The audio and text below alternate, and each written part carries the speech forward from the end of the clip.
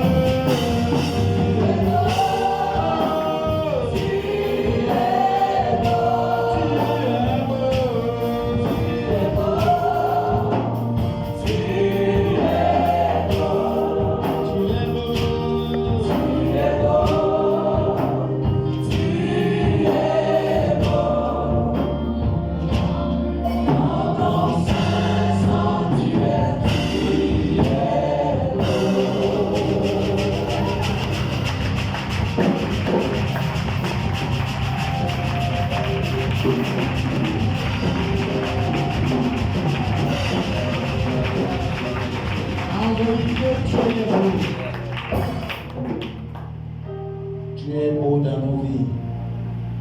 Tu es beau dans nos projets. Tu es beau dans nos familles. Tu es beau dans nos foyers. Tu es beau dans nos entreprises. Tu es beau dans nos rêves. Tu es beau dans nos ambitions.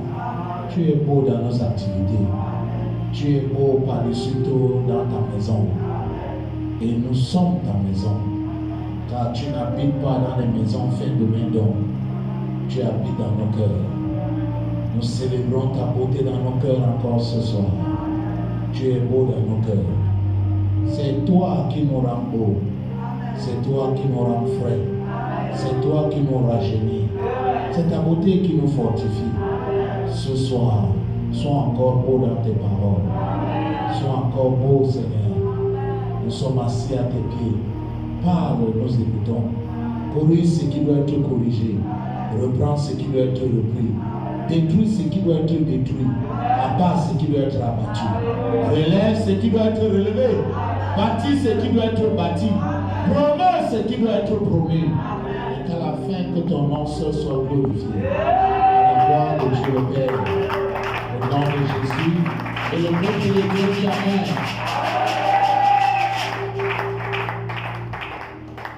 Genèse 32. Hier, nous avons lu Genèse 30. Allons dans Genèse 32 ce soir, au verset 24 au verset 28, la version 8 secondes.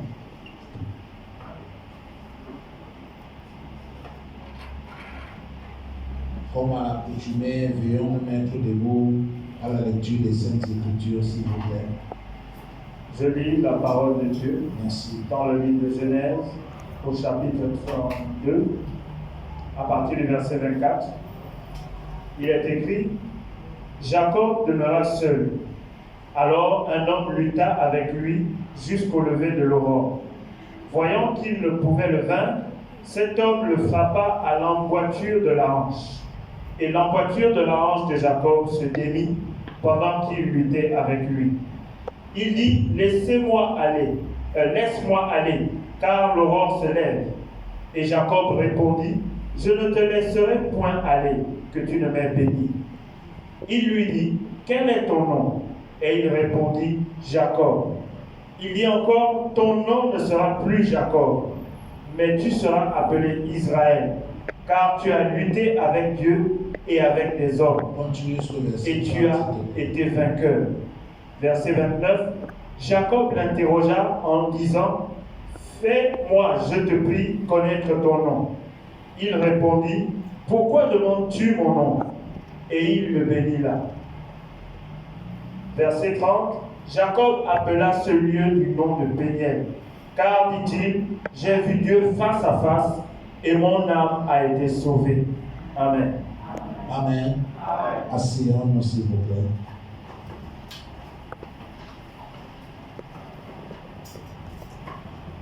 Lorsqu'une saison est ouverte, il y a un certain nombre de choses qu'on se doit de faire. Et pour les faire, il faudrait même déjà les connaître. Amen. Et en cette saison, je partage avec nous mon cœur. Je ne prêche pas, mais je partage avec nous mon cœur. Parce que j'estime que je suis en famille. Amen. Rachel n'a pas seulement déclaré une chose en ce qui la concernait elle, mais Rachel a aussi prophétisé des années, des millénaires avant de ce qui arriverait à quiconque prétend ou alors quiconque décide de suivre Dieu. Alors tu dois être conscient que tu as des combats, tu as des luttes, tu as des batailles à mener. Rachel a prophétisé au chapitre 30 que nous avons lu. Elle a dit: j'ai lutté divinement. Si tu oublies mon nom, je ne t'en voudrais pas. Si tu ne retiens pas mon titre, je serai content. Mais n'oublie pas Genèse 30, verset 8. J'ai lutté divinement. Le passage qui vient de nous être lu ce soir, c'est aussi de là que vient le nom d'Israël. Aujourd'hui, tout le monde se targue et se vante d'être connecté à Israël. Tout le monde veut aller. Israël pour le chrétien est devenu comme la Mecque pour le musulman. Si le chrétien n'est pas encore allé en Israël, il a l'impression que sa chrétienté n'est pas complète. C'est arrivé au point où même quand les chrétiens sont allés en Israël, ils se refont même baptiser. Donc c'est le baptême qu'ils avaient fait avant d'aller en Israël était soit incomplet ou n'était pas valide. Non, il faut que, c'est quand je vais rentrer avec la terre de Jérusalem le sable de Jérusalem, les pierres de Jérusalem, que je saurai qu'enfin je suis connecté à ce Dieu-là. Israël est devenu un nom mythique dans le monde. Mais ce que les gens n'ont pas compris, c'est que derrière ce nom, il y a une lutte. Vous êtes surpris que jusqu'à présent, nous ayons 400 millions d'Arabes au Moyen-Orient contre une population de 4 millions d'Israélites dans un pays appelé Israël.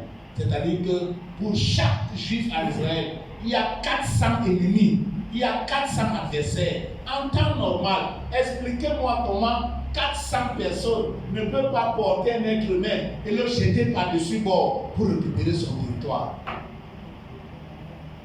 Il y a une alliance qui dit Jacob demeura seul. Mesdames, Mesdemoiselles et Messieurs, il arrive un moment dans ta vie où bien qu'étant marié, tu demeureras seul. Il arrive un moment dans ta vie, bien qu'ayant des pasteurs, des anciens autour de toi, tu demeureras seul. Il y a des vallées de l'ombre de la mort qu'on ne traverse pas ensemble. Oh, celui qui a, tu vois, lorsque toi tu lis le psaume 23, tu lis le psaume 23 et tu te mets à la place de David en tant que roi. David n'est pas en train de parler du psaume 23 en tant que roi. Le psaume 23, c'est la confession d'une brebis vis-à-vis de son berger. Et donc, voilà le psaume avec lequel je deviens tous les jours. Voilà le psaume qui me permet de rester égal à moi-même. Voilà le psaume qui m'a permis de continuer à savoir comment lasser mes chaussures, comment repasser mes habits. Parce que sans te rendre compte, le protocole qu'on met autour de toi te fait souvent oublier qui tu es. Voilà le psaume qui me fait de temps en temps éloigner tout le protocole autour de moi et porter ma Bible. Je pose la question. Si docteur Minon est ma brebis, est-ce qu'elle peut dire avec assurance, parce que l'évêque de Père musulman est mon berger, je ne manque.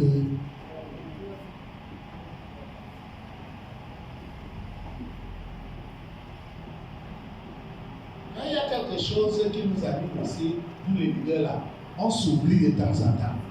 La confession de cette brebis, c'est que l'Éternel est mon pronom personnel. Écoutez, la prière dominicale, c'est pour les gens convertis. Si je peux me permettre cette expression, notre Père qui est dans les cieux, il arrive un moment dans ta vie où ça doit quitter notre ou devenir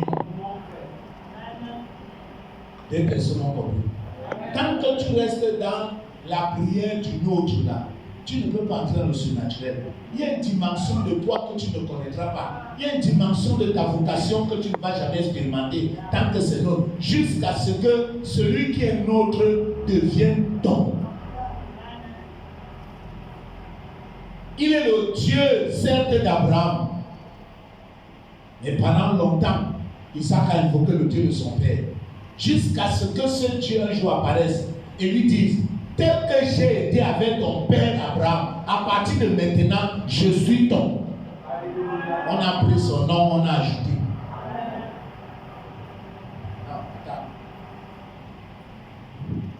Voilà. Les enfants portent un nom. On nous a fait un débat, toi, hier, un procès hier pour Ninon. Hein? C'est Ninon qui? Lengol. Parce qu'il y a Ninon Noumana. Il y a Ninon Lengol. Quand on dit Ninon Lengol, le nom Lengol, c'est le nom de Ninon ou c'est le nom de lui? Hein? Qui est le propriétaire de ce nom? Hein? Donc on va dire que Ninon est la fille d'eux. N'est-ce pas? C'est-à-dire que ce n'est pas Lengol qui appartient à Ninon, c'est Ninon qui appartient à Lengol. Donc quand on dit le Dieu d'Abraham, on t'informe qu'un gars a pris Dieu en otage.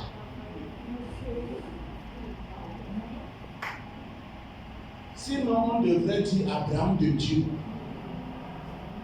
Mais on dit le Dieu d'Abraham. Depuis Genèse 12, il y a des choses que tu ne peux plus avoir par tes prières. Parce qu'un gars Il a pris Dieu, il a mis dans sa poche. Je te bénirai, je rendrai ton nom grand et toutes les familles de la terre. Tu es famille. Qui appartient à une famille? Il y a un gars qui a pris bénédiction, il a mis dans sa poche. Toutes les familles de la terre, si elles doivent être bénies, ça doit passer par lui. Vous savez quoi? Les Arabes ont bien compris ça. Ils se sont connectés à Ibrahim. Les Juifs ont bien compris ça avec les Occidentaux. Ils se sont connectés à Abraham. Les Africains sont les seuls qui sont encore connectés à leurs ancêtres.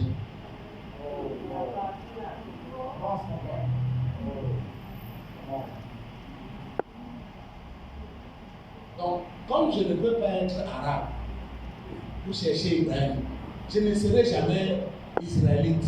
Je ne suis pas habitant d'Israël.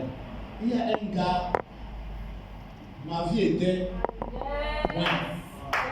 Ça, c'est un signe qu'on nous a appris, programme cours préparatoire. Premier trimestre, troisième semaine. En mathématiques et en calcul. C'est le signe de la soustraction. Moins. Et puis un gars est parti de son trône au ciel. Il est venu traverser le monde de ma vie. Et le moins de ma vie est devenu un plus.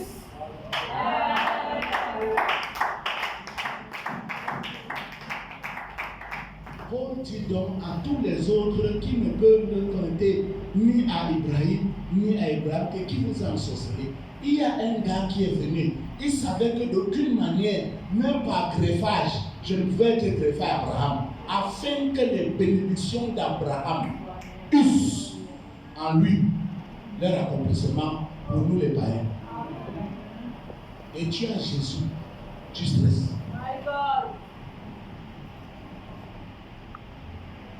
Le juif Abraham, partout où il va dans le monde, tu es un homme d'affaires.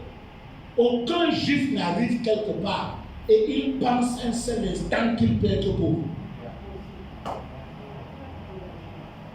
Il fume, il boit, mais il sait au trésor de son être que sa richesse n'a rien à voir avec son état, ça a à voir avec son père Abraham.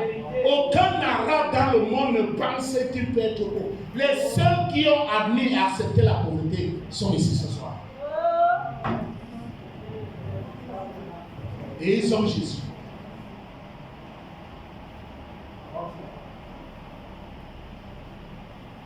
Abraham et Jacob demeura seul.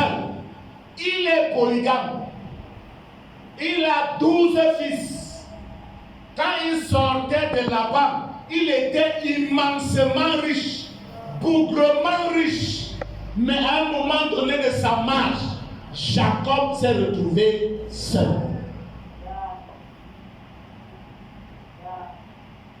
Ne commets jamais l'erreur de te marier parce que tu fuis la solitude. Ne cherche pas les enfants parce que tu ne veux pas la solitude. Le mariage ne résout pas le problème de solitude. Les enfants ne résolvent pas le problème de solitude. L'argent ne résout pas le problème de solitude. Il n'y a que Dieu seul. Quelqu'un dit avec moi ce soir? Je restaure ta connexion avec ce Dieu. Je restaure ta communion avec ce Dieu. Au nom puissant de Jésus, que ton intimité soit restaurée avec lui. Au nom puissant de Jésus, Jacob demeura seul. Donc ce n'est pas un péché que de demeurer seul. En passant, Dieu a d'abord donné le travail à Adam avant de lui donner une femme.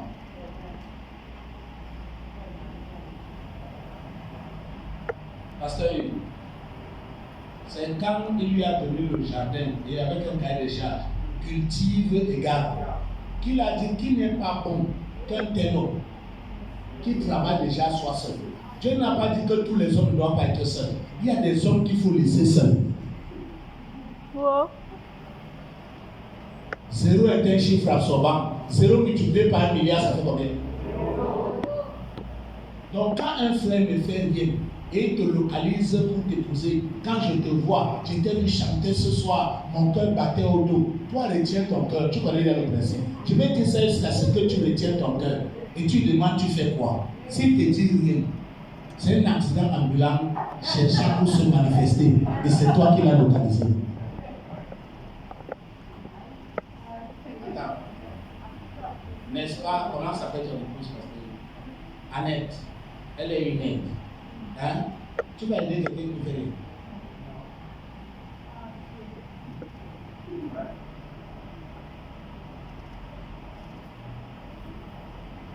Alors un homme lutta avec lui jusqu'au lever de l'aurore. Quel est ce genre de lutte?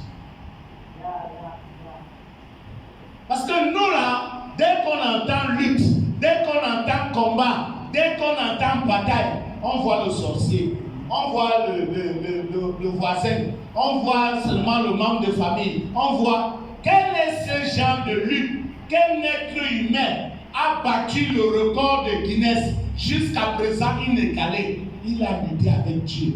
Il s'agit de quoi, Jacob? Qu'est-ce que Jacob tu recherches? Tu es déjà marié, tu as même plusieurs femmes, tu as plusieurs enfants, tu es bougrement riche. Quel est ce vide qui est encore à toi? Tu demandes encore quoi à Dieu? N'est-ce pas? C'est tout ce que nous venons chercher à l'église.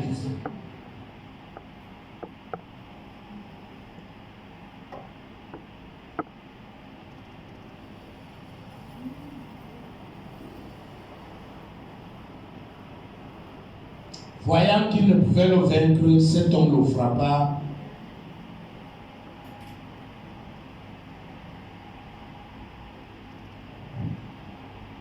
à l'emboîture de la hanche.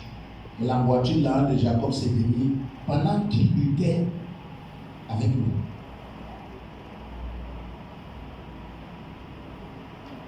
Hier, nous avons appris que vous n'avez pas encore lutté jusqu'au sang.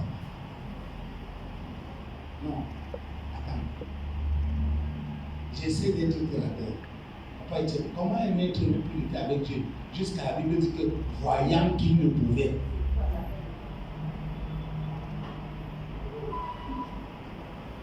Même si c'est des choses terrestres que tu veux, qui t'a découragé, qui t'a arrêté en chemin, comment tu peux vouloir quelque chose et tu t'engages à cette chose et quelque temps après tu t'arrêtes?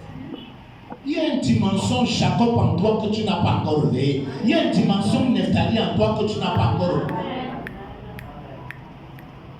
Tu veux quoi? Dis-moi. Même si c'est les choses terre à terre, imaginons même que ce soit les choses terre à terre. Tu décides que je vais prendre un temps de jeûne pour me marier. Ça arrive? Ok. Pourquoi? Donnez-moi les raisons pour lesquelles vous prenez vos jeûnes. Parlez, les racheter. Bien, vous ne jeûnez pas. Quelles sont les raisons pour lesquelles vous jeûnez souvent? Je décide. Oui, la maman en fleurs là, en robe de fleurs. Oui, toi, tu jeûnes souvent. Tu ne jeûnes que parce que tu es malade. Tu jeûnais avant. Ok. On t'a dit que le jeûne rend encore plus malade. Oui. Pour plus de consécration. Et tu prends combien de temps de jeûne? Une semaine. Après une semaine, es-tu satisfait de plus de consécration? Je pose une question. Hein? Après une semaine, généralement, est-ce que tu es satisfait? Quand tu vis pour plus de consécration, est-ce que tu es satisfait de ton niveau de consécration? Tu as arrêté pourquoi? Le but n'était pas le jeûne, le but c'était je jeûne pour plus de consécration. Donc, si j'arrive après une semaine et je me rends compte que le but n'est pas accompli, je continue. Parce que le but, ce n'était pas le jeûne. Mon objectif n'a jamais été le jeûne. Le jeûne est un outil pour m'amener à mon objectif. Donc, si je décide 3 jours, si je décide une semaine, et qu'à la fin, mon objectif n'est pas atteint, pourquoi j'arrête? Et si je prends une semaine et au bout de 3 jours, mon objectif est atteint, pourquoi je continue?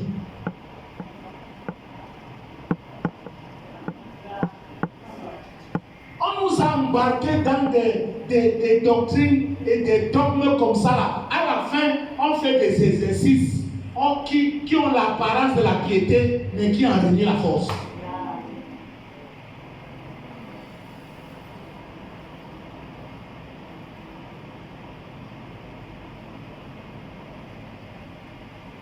Quelqu'un avec moi ce soir?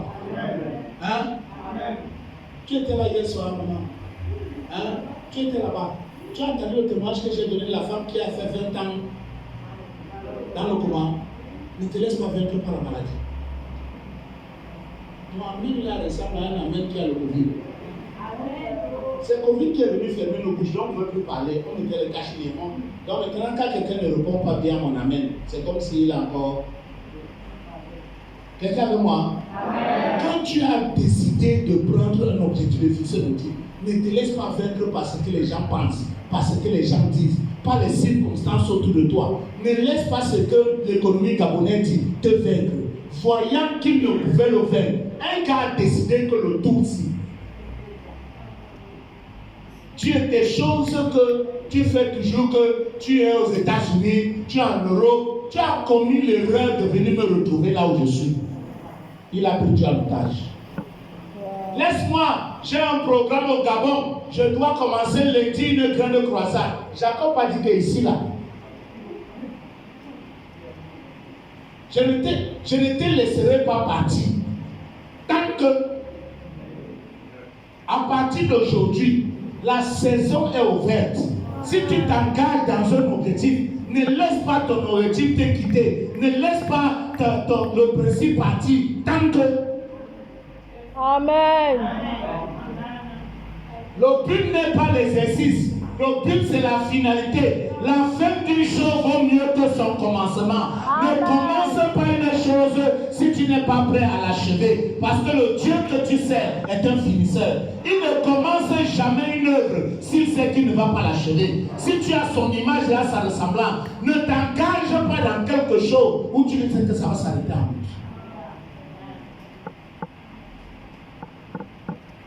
Non, Jacob, j'ai un programme.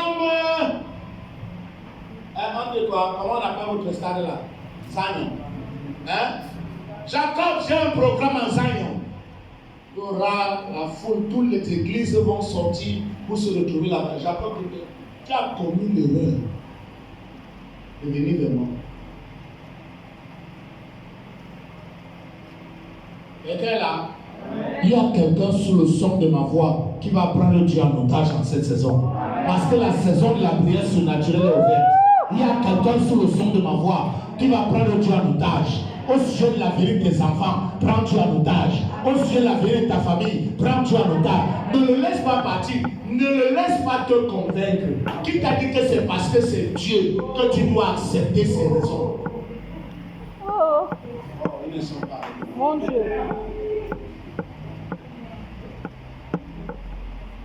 Amen. Amen. Dieu a envoyé un prophète chez un gars. À dire à Ézéchias que son temps de mourir est arrivé. Le prophète est arrivé chez Ézéchias. Il a donné le message. Ézéchias lui a dit que tu n'as pas réfléchi, non. Ce n'est pas avec toi que je gère ce genre de choses. Dès qu'il est parti, il est allé à son hôtel. Espèce de lâche. Depuis quand il y a les intermédiaires entre toi et moi? Il est comme ça, tu as. J'actualise ta vie. Ma version va bientôt apparaître. Version docteur de Benedictine. Parce que lui, c'est comme que vous lisez là, depuis 1910. Ou depuis quand là, il y a des choses en 2023. Ézéchiel, tu es où? Espèce de lâche. Depuis quand tu passes par les intermédiaires pour parler avec moi? Descends toi-même, viens. Si tu es fort, viens m'annoncer ce que tu as envoyé le gars là venir me dire. Viens ici là. Tu aimes souvent entendre que tu tues des gens. Tu veux voir encore qui va t'adorer dans ce pays. Tu aimes souvent entendre ton bruit que tu fais là. Viens me dire ça. La Bible dit que Dieu a pensé le prophète là-bas, il dit que c'est fort là-bas de la parole. Va me sauver, retourne.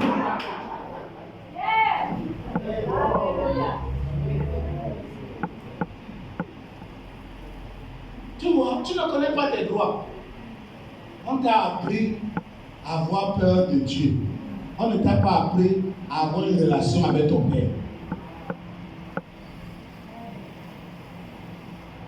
Il a créé la pire espèce pendant les 15 ans que Dieu lui a créé.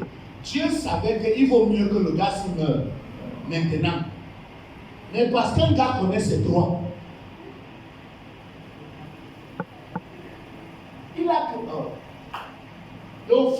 Ézéchiel a produit là, il valait mieux qu'il meure à la date que Dieu lui a donnée. Mais parce qu'un gars connaît ses droits, même comme Dieu sait qu'il va gaffer, et voilà le problème que j'ai avec les justes. Pendant que les chrétiens injustes, les prophètes injustes, ceux que vous traitez de faux pasteurs, ils ont quand même le courage, ils ont l'audace. Ceux qui sont justes n'ont pas.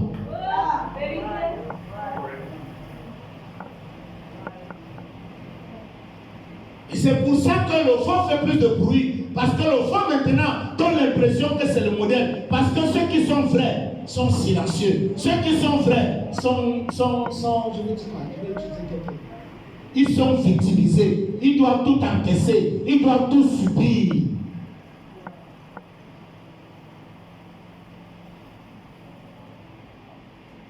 Tu as oublié que c'est moi qui te nourris dans ce royaume. Ézéchiel a commencé à parler à Dieu. Quelqu'un avec moi ce soir? Amen. La saison de la prière surnaturelle est ouverte. Prends-le en otage. C'est possible.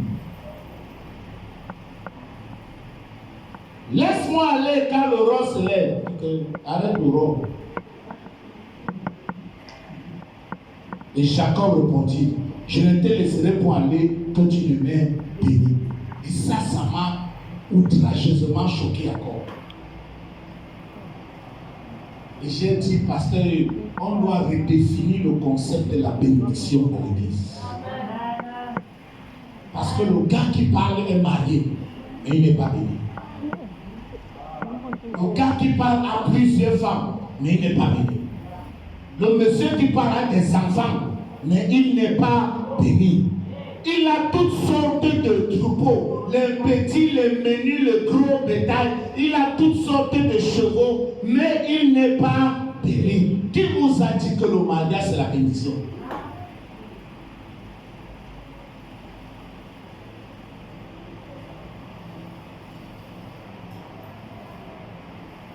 Désolé de vous choquer ce soir. La première personne à qui il a parlé de la bénédiction, c'était Adam. Je peux t'aider. Tu as vu Adam s'aimer? Il ne me répond pas. Adam a donné une semence. Hein?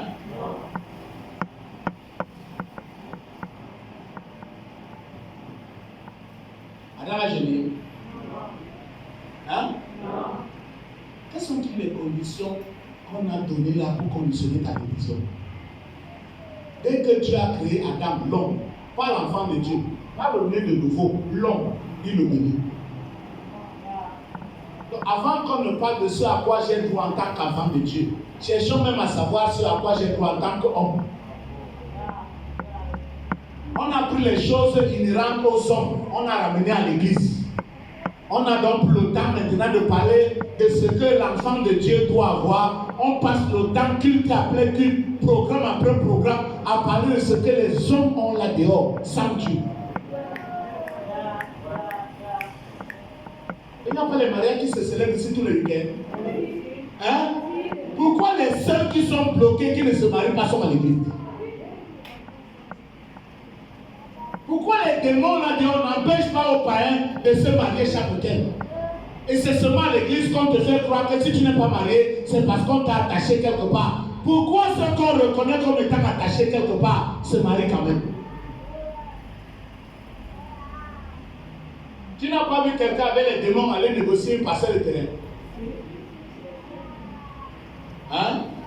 Les démons l'accompagnent pour aller négocier le terrain. Les démons achètent le terrain. Les démons font le titre foncier avec lui. Les démons vont en quincaillerie et négocient le prix du matériau pour construire la maison. Et les démons, ils lui finissent de construire la maison. Quand il entre dans la maison, il se rend compte que quand il ouvre une porte, les démons ferment. Quand il prépare, les démons mangent une partie. Il vient donc maintenant voir Pasteur Yves. Il dit à Pasteur Yves que ma maison est hantée. Quand nous on délivre les gens des riches qui n'ont rien là, on les délivre plus quoi.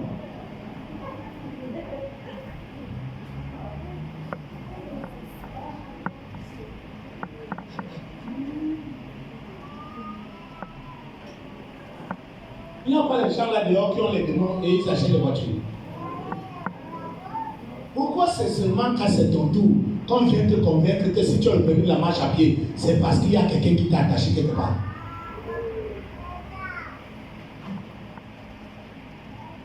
Parce que si c'est ça notre lutte, si c'est ça notre combat, on est passé à côté de la raison pour laquelle on est devenu enfant de Dieu.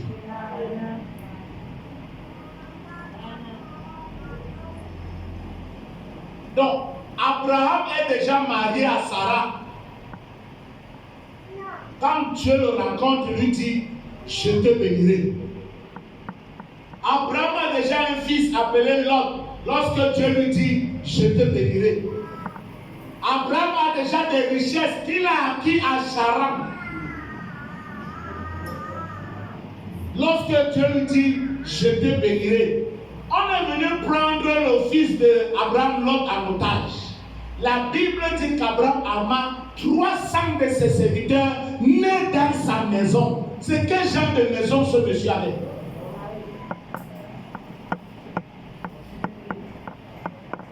Je veux que tu imagines la richesse. Je veux que tu imagines ces richesses. Si on doit se limiter à ça. Voilà le niveau qu'un gars atteint sans Dieu. 300 serviteurs nés dans sa maison.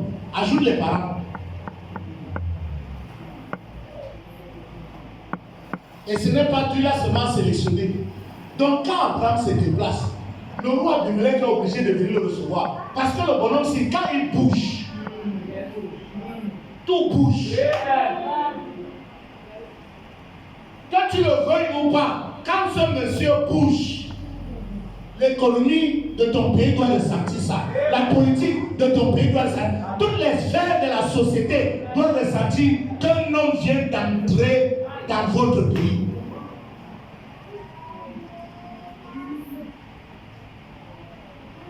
C'est ça qui va se passer à partir de lundi. Sans publicité à la télé, sans spot.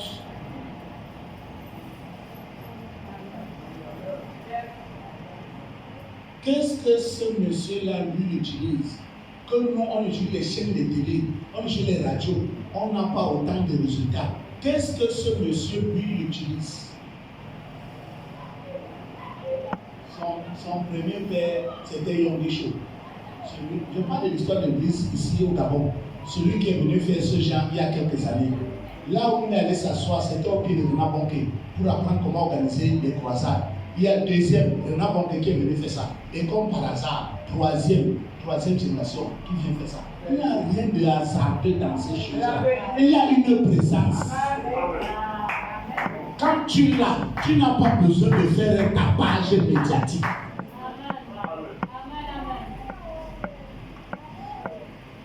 Quand il est arrivé chez nous, je l'ai dit ça ce soir.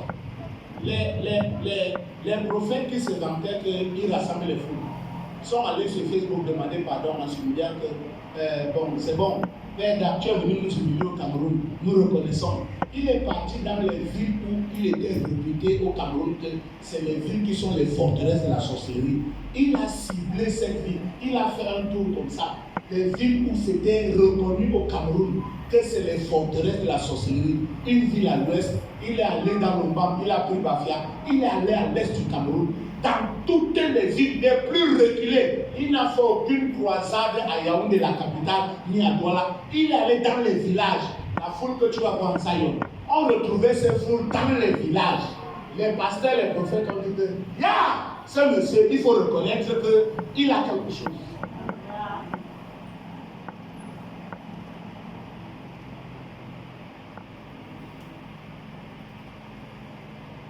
Je ne te laisserai point aller que tu ne m'aies béni.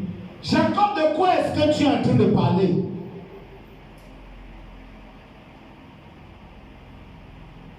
Et il lui dit, quel est ton nom? Il n'a pas demandé quel est le numéro de ton compte bancaire. Parce que la dernière fois qu'il a parlé au grand-père de ce monsieur, quand Dieu veut donc te bénir pour un temps, il te donne l'argent. Quand Dieu veut te bénir de génération en génération, il te donne un nom.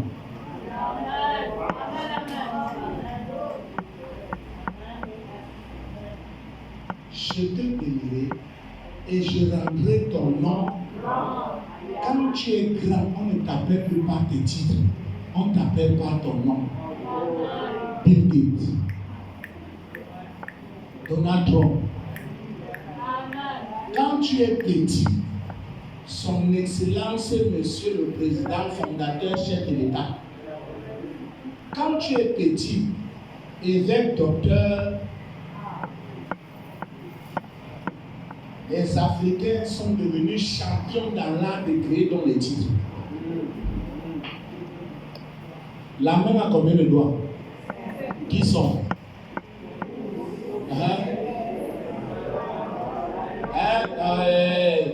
Comment ma classe se fait comme ça? Alors si les gens font comme la chorale ou bien quand ils sont au milieu là, on prend le micro pour le backup. On sait que si tu as le micro pour le backup, donc lui n'est pas le micro. C'est ce que vous faites là. Hein? Stop. Qu'est-ce que tu as déjà fait avec ce doigt depuis que tu es venu? C'est bon. Hein? Entre les 5 doigts, lequel on utilise le plus? Donc quand quelqu'un te dit qu'il est prophète majeur,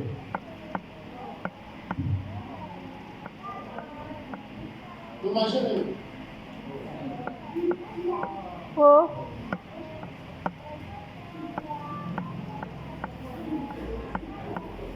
Ils n'ont pas compris mon exercice.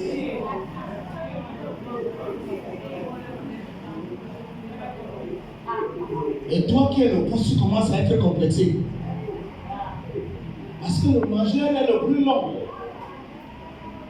Mais la main ne l'utilise pas.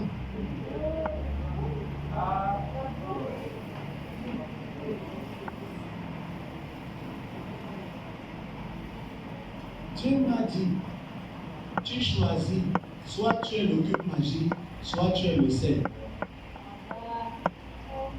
J'ai dit que Père, qu'est-ce que ça veut encore dire? Parce que quand il ne parle pas les images. Il a dit pour consommer le cube magique, il faut faire beaucoup de publicité. Et généralement, quand on fait trop de publicité sur un produit, ça sous-entend que ce produit n'est pas bon. Mais le sel se consomme tous les jours dans les ménages et les maisons sans besoin de publicité. Vous êtes le sel de la terre. Arrêtez de chercher un produit magique.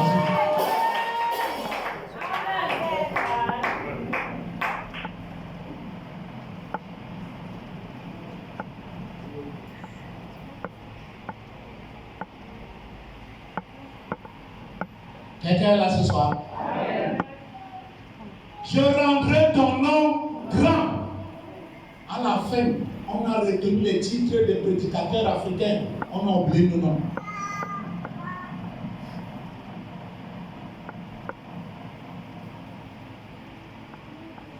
Je veux la bénédiction.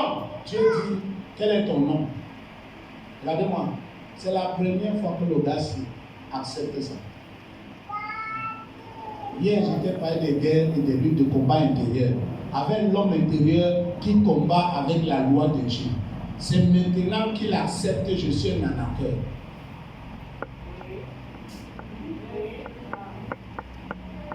C'est maintenant qu'il accepte que je suis un faussaire. Le nom Jacob, c'est maintenant qu'il accepte devant Dieu, je suis escroc. Dieu lui dit donc, comme tu as accepté, comme tu as avoué, comme tu as confessé, tu n'as pas refusé de cacher, comment tu réussis à te mentir à toi-même?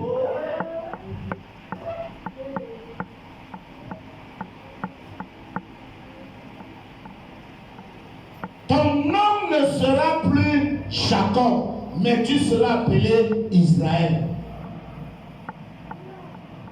À quoi la vie de ce monsieur aurait-elle ressemblé s'il avait porté son nom depuis?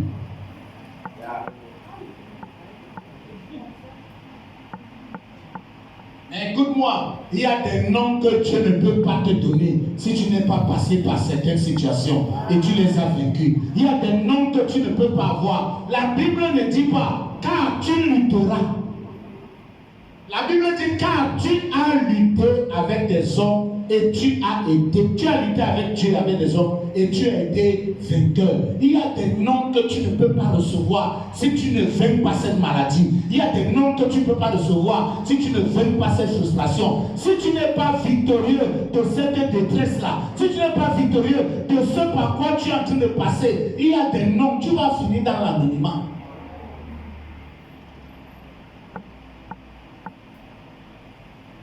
Moi, je reprends l'exemple d'hier. Personne ne connaissait cette femme qui était dans l'anonymat. 20 ans plus tard, elle est devenue populaire. Pourquoi? Parce qu'elle a lutté et elle a vécu. Il y a des noms que tu n'auras pas tant que tu ne luttes pas et tu n'es pas vainqueur. Quand la saison de la prière surnaturelle est arrivée, tu t'engages dans certaines luttes, dans certains combats, dans certaines batailles, jusqu'à la victoire. Si c'est l'enfant que tu veux, ne désespère pas. Le désespoir ne doit pas faire partie de ton partage. Tu es déjà stérile, tu es déjà sans enfant, tu ajoutes encore la frustration, tu es déjà malade, tu ajoutes encore ceci, tu ajoutes encore cela.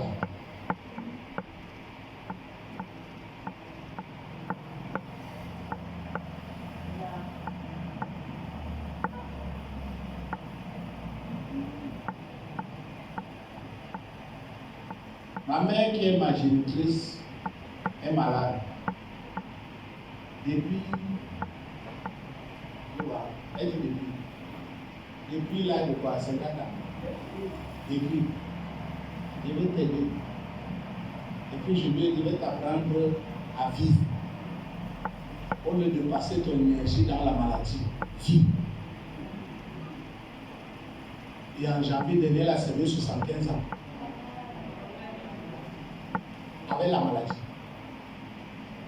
Tous les dimanches, elle vient à la maladie à Londres. Alors, tu vois.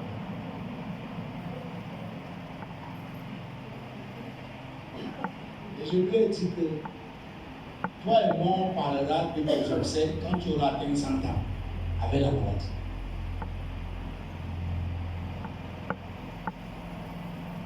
Je mets devant toi la vie, la mort. Je te conseille de choisir la vie.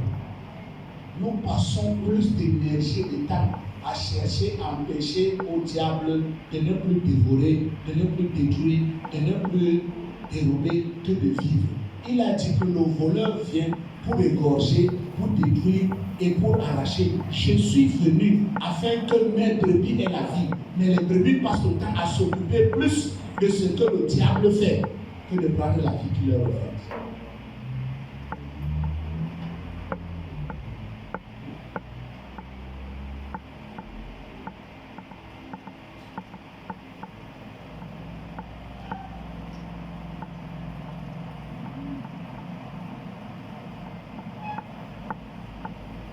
Genèse chapitre 49.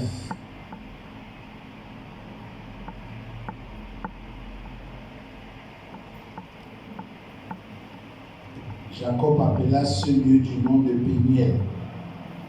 Car, dit-il, j'ai vu Dieu face à face. Pendant qu'on allait dans Genèse, j'ai lu verset 30. Hein?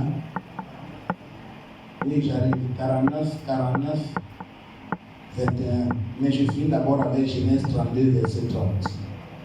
Jacob appela ce lieu du nom de Péniel, car, dit-il, j'ai vu Dieu face à face, et mon âme a été sauvée.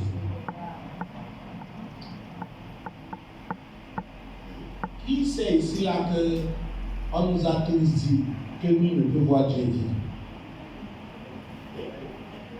Hein? C'est même un verset, non? Hein? Qui t'a dit que tu dois accepter tous les versets?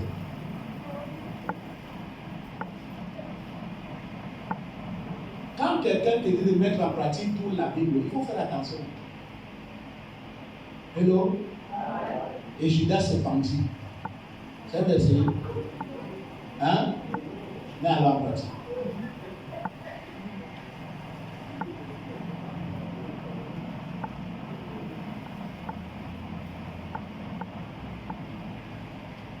Moïse est venu comme ça. Dieu, l'Éternel dit à Moïse que nul ne peut voir ma face et vivre. Moïse dit à l'Éternel que tu ne m'as pas connu dire la même. Dieu vient de dire à Moïse, j'enverrai un ange et je vais détruire par l'ange tous tes adversaires, tous tes ennemis. Moïse dit que fiche-moi le camp. Je ne veux pas d'intermédiaire, il reste des statuts, pas de nous. Tu ne m'as pas encore dit qui ira avec nous. Je ne bouge pas d'ici si tu envoies un ange. Toi, tu fais quoi? Tu fais quoi sur ton trône là, si tous les jours sur ton trône? Si tu ne bouges pas, toi tu restes ici, moi je bouge, je vais où? Tu dois avoir ton hôtel personnel. Tu dois avoir un endroit où tu vois Dieu face à face. Sans les dogmes et les doctrines de l'église, mon ami. Dieu a dit, ce n'est pas un ange. C'est Dieu qui a dit à Moïse, nul ne peut voir ma face vide. Moïse dit que si j'ai trouvé grâce à tes yeux, montre-moi ta face. Tu fais quoi avec? Rien, je veux seulement voir ta face. Je suis en train de te dire que si tu vois ma face, tu vas mourir. Il y a quoi se mettre dans ta présence? Montre-moi ta face.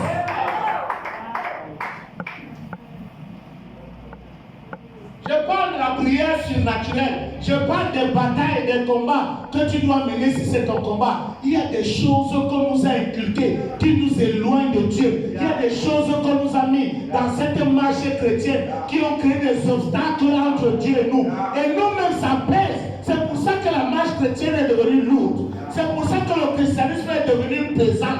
On n'arrive pas à porter toutes les charges qu'on nous a imposées.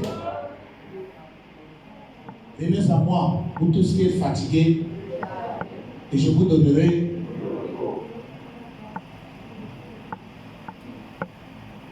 Donc, je viens de te montrer ce soir des cas d'espèce où Dieu a parlé. Un homme a dit à Dieu que, en ce qui me concerne, changez ce que tu viens de dire. Dieu dit qu'il n'y a aucun nombre de variations de chacun. Il dit que je sais. Mais en ce qui me. Moi, je ne suis pas dans la loi là.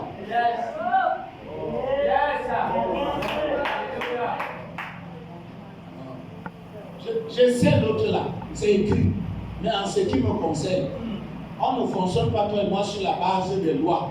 On fonctionne toi et moi sur la base d'une alliance. Viens, rapproche-toi de Dieu, rapproche-toi, viens, c'est ici, c'est ici à Péniel, viens ici, viens.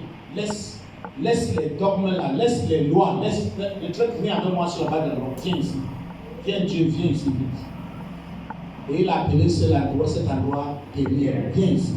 Laisse là-bas. Je ne dois pas voir ta face. Ici, là. Viens. Joe, ici. Viens, montre. On est en libéral, on est en tout. Il n'y a personne. Il n'y a pas les anges. Il n'y a pas les archanges. Il n'y a pas les séraphins. Il n'y a pas les 4 êtres vivants. Il n'y a pas les 24 veilleurs. Il n'y a personne. On est des amis face à face.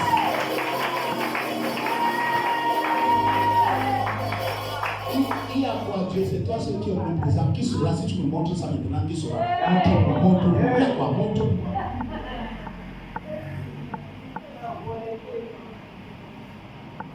C'est quoi ce christianisme?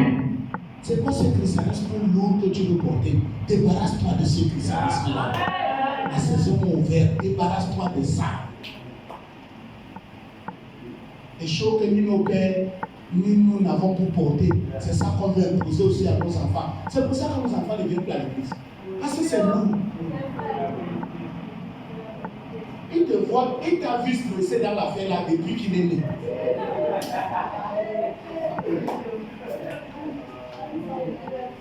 Quand tu es dans quelque chose, tu n'es jamais heureux. L'enfant là vit avec toi tous les jours. Il connaît tes plaintes, il connaît tes gémissements, il connaît tes pleurs. Il t'accompagne seulement là-bas le temps qu'il grandisse.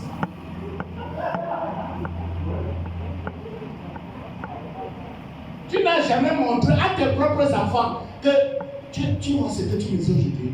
Je suis fier de ce Dieu. Je suis heureux de ce Dieu. Il y a des gens, les enfants n'ont jamais vu le bonheur dans la vie de leur mère, dans le visage de leur mère. Tous les jours, tu parles seulement de ce que tu as perdu, de l'homme qui t'a abandonné. Tu te plains du 1er janvier au 31 décembre.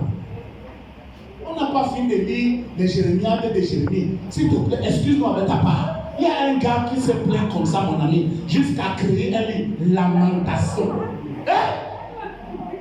Il a déjà fini de lire Lamentation. L'un des livres les plus courts, 3 chapitres seulement, mais que personne ne lit. Donc la prochaine fois qu'un frère, le frère Chocolat vient vers toi avec la petite que frère, j'ai pas encore fini pour Jérémie. Pardon, regardez ta part. Oh, tu n'es pas avec moi ce soir. La prochaine fois que le frère viendra te voir, elle va commencer. L'Académie française a dû s'asseoir, statuer sur le cas de Jérémie. On a créé un adjectif, les Jérémiades. Et qui est devenu populaire avec le négatif. C'est comme ça, c'est un acquis. Sois débarrassé de cette tristesse. Sois libéré de cette frustration. Au nom puissant de Jésus, reçois la joie de vivre. Reçois la joie du salut. Au nom puissant de Jésus.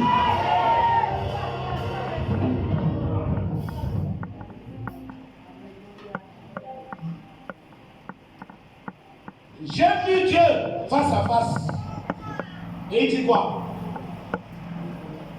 Papa Etienne, Jacob, vous me suivez? Jacob vient d'être sauvé. Et vous n'avez pas vu Jacob. Jacob dit mon âme. Et vous continuez à prêcher Jacob le féminin. Vous continuez à prêcher Jacob l'escroc. Jacob vient d'être sauvé. Si quelqu'un est en Christ, il est une nouvelle créature. Les choses anciennes sont passées. Voici toutes choses sont. Jacob vient d'être sauvé. Mon âme a été sauvée. Moi, parce que j'ai dit Seigneur Jésus, je t'accepte comme mon Seigneur sauveur. Tu as récité ce qu'on t'a dit réciter. Ton cœur n'était pas là-dedans. Tu ne connais pas la profondeur. Le jour que tu vas voir Dieu face à face. Le jour que tu auras une rencontre divine, j'ai lutté divinement, j'ai eu une rencontre. Tu as vu maintenant la lutte, j'ai une rencontre, j'ai une expérience divine. On peut tout m'enlever sauf cette expérience. On peut tout douter sauf cette expérience. Tout le monde peut me critiquer, mais l'autre là est une expérience personnelle. Ce n'est pas quelque chose que je partage avec les gens. Je peux partager avec toi les versets de la Bible. Je peux partager avec toi les témoignages. Mais il y a une dimension de ma personne. Il y a une dimension de ma vie qui est à moi et qui m'appartient à moi seul. Je ne partage ça avec personne. C'est ça qui me garde debout. C'est ça qui me fait avancer. C'est ça qui me fait vivre. Si tu n'as pas cette expérience, tu vas rétrograder. Si tu n'as pas cette expérience, tu vas t'arrêter en chemin. Si tu n'as pas cette divine visitation,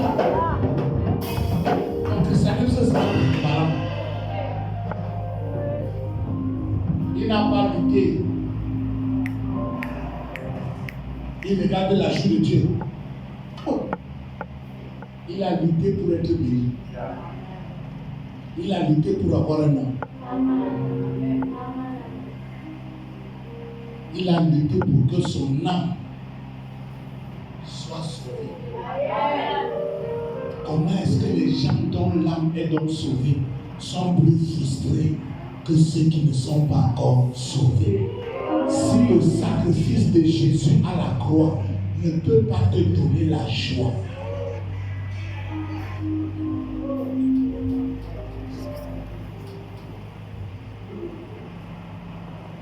quand est-ce que la